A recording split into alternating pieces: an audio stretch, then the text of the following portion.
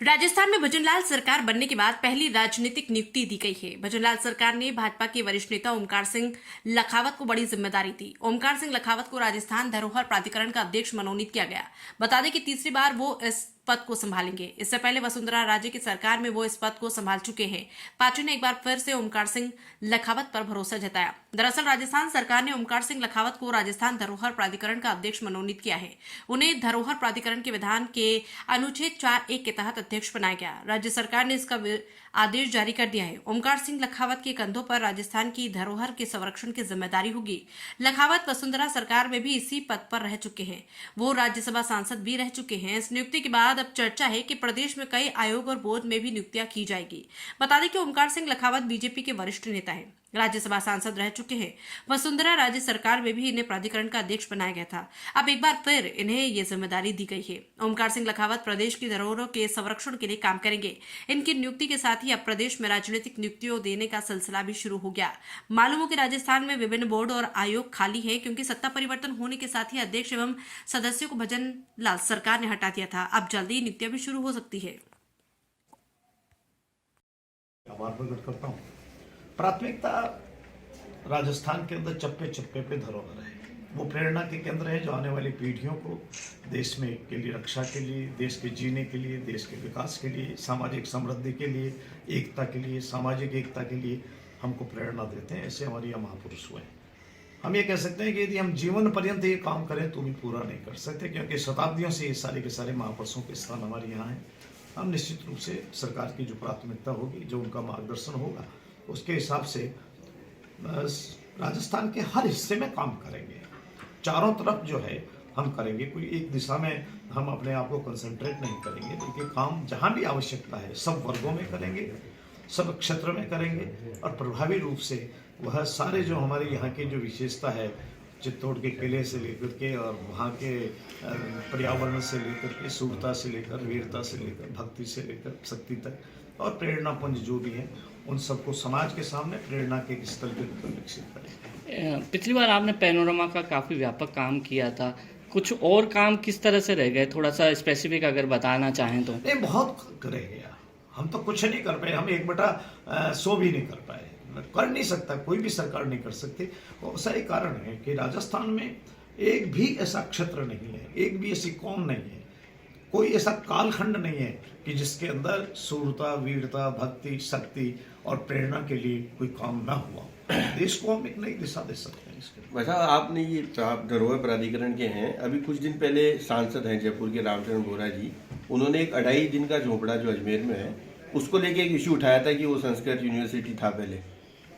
उन्होंने पीएम को ही पत्र लिखा। वो एएसआई का मोनूमेंट है, इसलिए उसके बारे में मैं बोलने के लिए अधिकृत नहीं हूँ। उसके बारे में एएसआई या भारत सरकार के पास में वो उसका संरक्षण का दायित्व है, वही कुछ उसमें बोल सकते हैं। क्या कुछ नवाचार रहने वाला हाँ है? जी, क्योंकि एक बार फिर से आपको जिम्मेदारी दी गई है, क्या कुछ नवाचार रहेगा? ऐसा ही कि मैं कोई विशेषता तो मेरे में कुछ नहीं होती। एक सामान्य कार्यकर्ता हूँ, तो ये सामान्य कार्यकर्ताओं भी कभी कभी काम करने का मौका मिल जाता है, इसलिए दिया होगा शायद। और तो क्या काम होगा, और तो मुझे लगता नहीं कोई कारण अलग हो, कोई अलग भिन्न हो कार्यकर्ताओं से। ऐसा मेरे में कोई विशेषता नहीं है। मैं एक कार्यकर्ता हूँ और शायद उन्होंने कार्यकर्ताओं को प्रेफर किया हो, एक मेरा भी कर दिया, और भी अनेक जगह लोगों को मिलने वाला। ठीक, थैंक यू। ग्राम पंचायत मालावास की राधाकृष्ण गौशाला में निःशुल्क नेत्र जांच एवं परामर्श शिविर 9 फरवरी को आयोजित करवाया जा रहा है। मालावास राधाकृष्ण गौशाला के अध्यक्ष रामनिवास चौधरी ने जानकारी देते हुए कहा कि एसएसजी नेत्र चिकित्सालय की टीम एवं मालावास राधाकृष्ण गौशाला के संयुक्त तत्वाधान में आयोजित करवाया जा रहा है। निःशुल्क नेत्र जांच एवं परामर्श शिविर में दवाई वितरण भी रामदेव जी बड़ला द्वारा निःशुल्क दी जाएगी। मालावास राधाकृष्ण गौशाला के संयोजक कमेटी द्वारा तैयारी जोर शोर से की जा रही है। निःशुल्क नेत्र जांच एवं परामर्श शिविर में ज्यादा से ज्यादा पहुंचने की अपील भी की जा रही। ये शिविर की जानकारी आमजन को दी जा रही ताकि आमजन को राहत मिल सके। इस मौके पर रामकरण डूडी, दलाराम गहलोत, ओम प्रकाश गहलोत, भागुराम हिरावत, हीराराम दिवासी, श्रवण दिवासी, भेराराम फौजी, रामनिवास जलवाणिया, पारस जलवाणिया, बूटाराम जलवाणिया, मनसुख डूडी समेत अन्य गणमान्य नागरिक प्रचार प्रसार में जुटे हुए हैं। Bureau report, Jodhpur.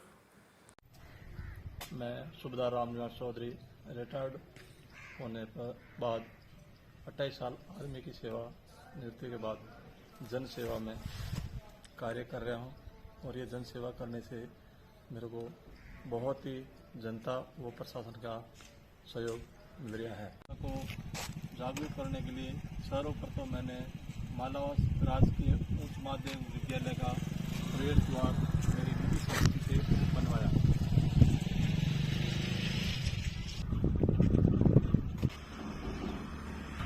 उसके बाद में मेरे को गौशाला बनाने का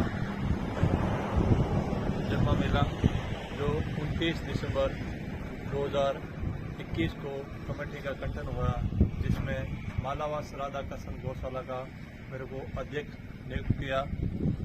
प्रयास से ग्रामवासी, दानदाता और प्रशासन के द्वारा मेरा सहयोग करने से ये मालावास राधा कृष्ण गौशाला जिले में प्रथम स्थान हासिल किया।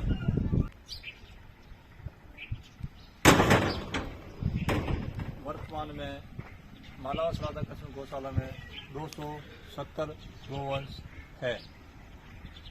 वर्तमान में 9 फरवरी 2024 को मालावास राधा कृष्ण गौशाला में नेत्र चिकित्सा शिविर रखा गया है, जिससे बुजुर्ग की मदद मिल सके और गांव को हर फैसिलिटी यहाँ गौशाला में मिल सके।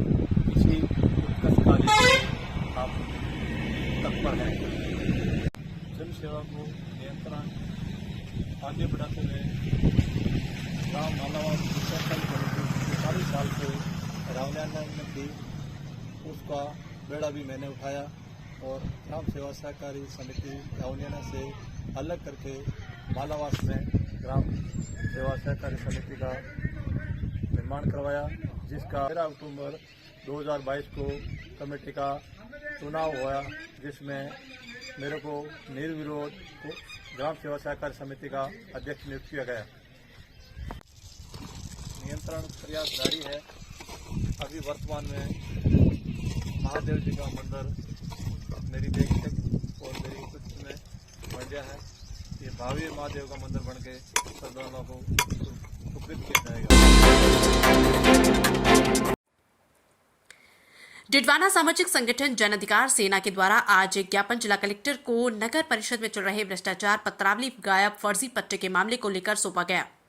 ये ज्ञापन जिला कलेक्टर, मुख्यमंत्री, यूडीएच मंत्री और स्वायत्त शासन विभाग के नाम पर सौंपा गया। ज्ञापन में बताया गया कि डिडवाना नगर परिषद में लंबे समय से बंदरबाट का खेल चल रहा है, जिसके चलते लगातार डिडवाना नगर परिषद सुर्खियों में बनी है, जिसकी बार बार मीडिया के माध्यम से भ्रष्टाचार, फर्जी पट्टे, पत्रावली गायब मामले को लेकर खबरें भी प्रसारित की जा रही। जिस तरह नगर परिषद में 14 पत्रावली नक्शे गायब का मामला चल रहा है, इस मामले को लेकर नगर परिषद के द्वारा एक कमेटी का गठन भी किया गया था। यह कमेटी 5 जनवरी को गठित की गई थी। कमेटी को 10 दिन में अपनी रिपोर्ट पेश करनी थी, लेकिन अभी तक इस मामले पर किसी तरह का स्पष्टीकरण बाहर से नहीं आया।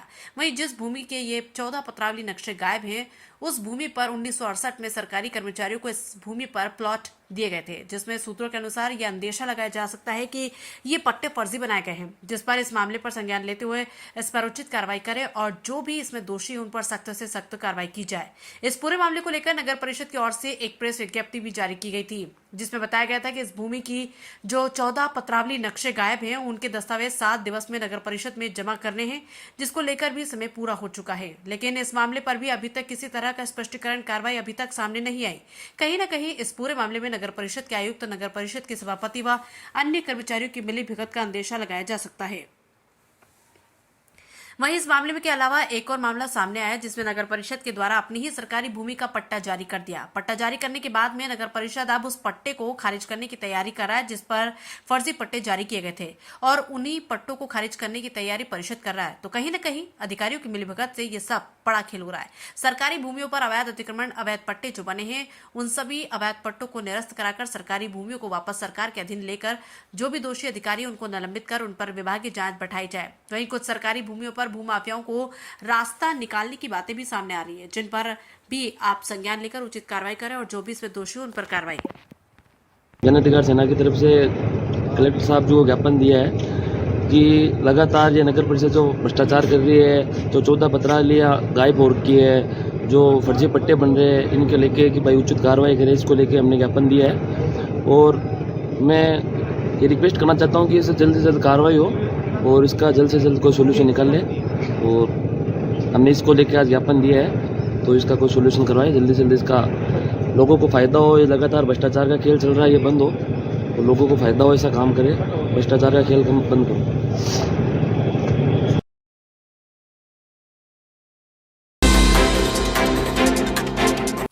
निमराना इंडस्ट्रीज एसोसिएशन के अध्यक्ष कृष्ण गोपाल कौशिक के नेतृत्व में एसोसिएशन के पदाधिकारियों द्वारा सर्विस लाइन को जल्द दुरुस्त करवाने के लिए निमराना उप जिला कलेक्टर एवं उप जिला मजिस्ट्रेट पंकज बड़गुज्जर को ज्ञापन सौंपा। बता दें कि हाईवे से सर्विस लाइन पर उतरने व चढ़ने की हालत गंभीर है, जिसकी वजह से कभी भी कोई बड़ा हादसा हो सकता है। साथ ही एसोसिएशन द्वारा टोल प्लाजा पर औद्योगिक क्षेत्र में प्रतिदिन आने जाने वाले कर्मचारियों एवं एसोसिएशन के पदाधिकारियों को टैक्स फ्री रखने का निवेदन किया। इस पर उप जिला कलेक्टर ने टोल संचालक जावेद कुरैशी को बुलाकर उद्योग प्रतिनिधियों के लिए टैक्स फ्री करवाए जाने की बात कही। इस दौरान महासचिव विनोद कुमार जैन, सह महासचिव अमित यादव, उपाध्यक्ष दिनेश गोयल, एनके सिंह, जितेंद्र सिंह, विनोद पांडे, जगबीर सिंह, नावेद खान, अनिल शर्मा, आशीष त्रिपाठी, विकास कुमावत सहित अन्य पदाधिकारी मौजूद रहे।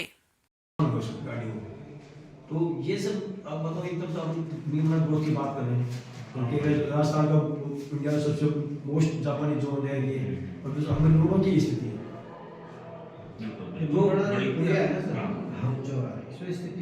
ये आप मोरडी पास देख लो, मतलब इनके सारे दोस्त वाला ये अपना शाजापुर वाला देख लो, और यही निमराना के आसपास ये मेरा बहुत बड़ी सारी है। मैंने आपको इनिशिएट किया था, मैंने विधायक साहब से बात की थी। ये एनएचआई वाले पता नहीं क्या है, ये एक तो हाई लेवल पे ही सुनेंगे कुछ। हाँ, कोशिश की मैंने कि कम से कम खड्डे वड्डे बढ़ गए ताकि कोई बाइक वाइक हो या कोई ऐसी कार हो, कम से कम फंसे नहीं या कोई दुर्घटना, कि कोई लोकल बॉडी जिस नगर पालिका हुआ, नगर परिषद हुआ, पंचायत हुई, वो उसमें कार्य नहीं करेगी। तो उस पर हमने भी पीछे थे। फिर कलेक्टर साहब को हमने अवगत भी कराया था कि ठीक है, इनकी एक बार मीटिंग करेंगे, फिर थोड़ा इलेक्शन में थोड़ा बिजी हो गए। अब एक बार कलेक्टर साहब से रिक्वेस्ट कर दी, पर एनएचआई की मीटिंग हो पहले, जो भी प्रोजेक्ट कोई डायरेक्टर होता होगा इनका, उनको बुला के बात किया जाए। शाहपुरा ऑफिस है, शाहपुरा लोकल ऑफिस जो उनको एनएचआई दी थी ना, तो मेरी परसों बात हुई थी, तो उन्होंने मोरडा में मशीन तो चालू कर दी, वो प्लांट ना उखाड़ना चालू कर दिया। ठीक है, तो मेरी बात हुई तो उन्होंने सब काम कर रहे, बोलो मेजर जो बजट हो तो दिल्ली से मंजूर कर सकते, हम तो ये कर सकते हैं सर्विस लाइनों को आपको ठीक कर सकते हैं। पूरा उपाय, अब जैसे जहाँ पानी भरा हुआ है वहाँ पे सॉफ्ट इन्होंने बढ़ाई, सॉफ्ट मिट्टी गाड़ भर गई, वो पानी कहाँ जाएगा, वो भरा रहता है। तो हम ये तरह से एक तो आप इनको बुला के मीटिंग, जो भी हम लोग अथॉरिटी है, अब तो हमारी यहाँ गाड़ियाँ निकलती है, उससे 250-300 टोल ले लेते हैं साधु जाने आने में, और उसका सुविधा हमारे पास क्या है, 0। तो एक तो सेकंड हमारी मांग ये रहेगी आपसे, हमारी जो लोकल पर्सनल गाड़ियाँ हमारे यहाँ जाएगी, उनको सब टोल मुक्त किया जाए, जैसे अपन लोकल को कर भी रखा है। हाँ, तो सर हमारी इंडस्ट्री को हम तो क्या है वो मांगते, वो चाहिए, वो नहीं सर, इसका एक पाइप दो सर आपको, कई जगह ऐसा हुआ है नहीं बड़ा के नहीं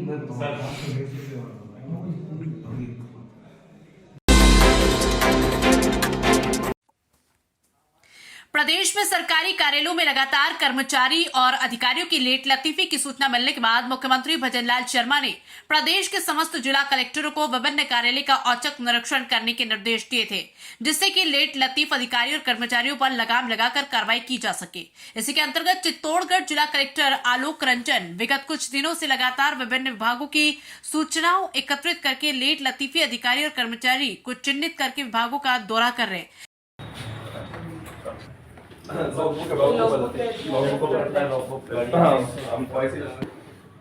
कचरा वो नहीं सर, वो एक्सीडेंट पे, वो एक्सीडेंट पे सर, वो ऊपर है सर। ये तो मेरे सर जैसे कोई गाय मर गई है, बीमार है, उसके लिए। अच्छा, गाय तो कल कहाँ गई थी? कल का दिखा दो तो 24 तारीख है, फरवरी की एंट्री भी है।